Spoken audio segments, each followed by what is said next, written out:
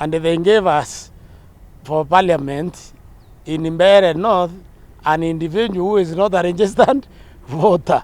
It tells me that we need to replace these people as soon as possible. So now, Njero is not the same as Wamuthende. These are two different people. Okay?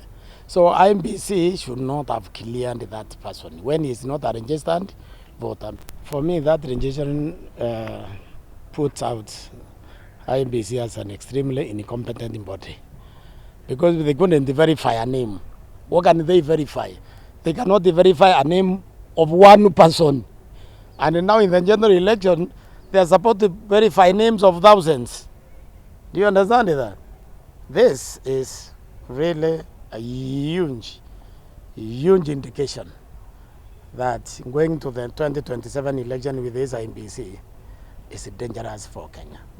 Because elections, they're both emotional and is the glue which needs the country together. Okay, Kenya is put together by how we elect our leaders. This thing can separate the country. So the fact that they couldn't verify a name of a person, one, and they gave us for parliament in Mbeere North an individual who is not a registered voter, it tells me that we need to replace these people as soon as possible.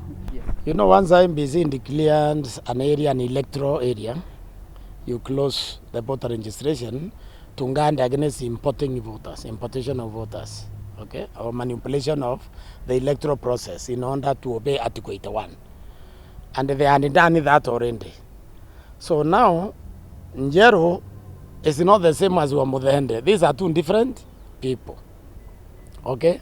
So IEBC should not have cleared that person when he's not a registered voter, because the requirement is you have the constitutional requirement. It's not even the Elections Act, because the Elections Act supports the Constitution.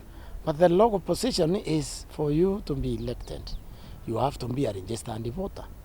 This Wamuthende guy, according to the information we have right now, is Wamuthende was not a registered voter. It is Njero who was a registered, but these are two different people. Njero then should have been given the certificate of, you know, when you win the election, you get the certificate indicating you have won. But Njero was not a candidate, so you couldn't give to Njero. So they gave a stranger. They couldn't as well have given it to me, because I didn't vote in Mbeere, okay? But I'm a registered voter. So if they couldn't give certificate to Wamuthende, they can give to you also. That means you have polluted the electoral process. That is the only ground. I don't think even you need another ground to nullify that election. No, you don't.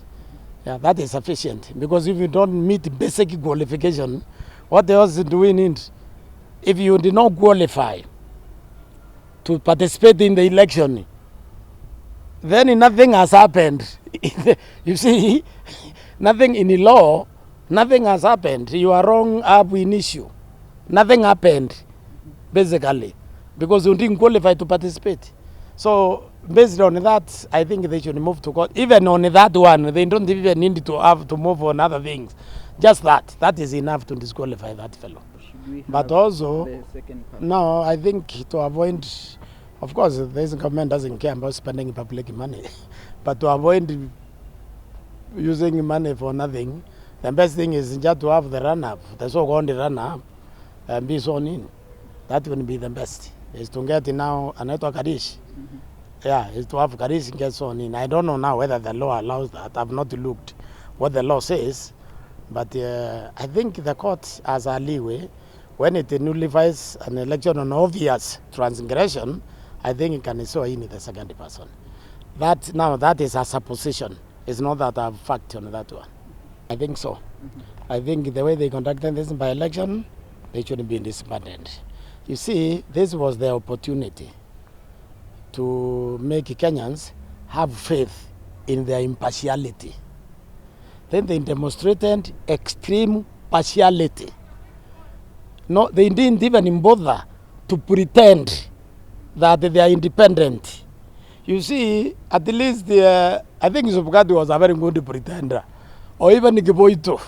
These people didn't even bother to pretend, because you see, they could have sanctioned the police, okay? They could have complained about the violence in Malava the night before the election. I understand there was polling station issues in Mbere. Was it touched? If it was touched, that was the reason to cancel the election. You know, once you interfere with the counting of the election in any single polling station, the IEBC has power to cancel that election for that reason alone. Okay? They don't seem to have bothered with anything.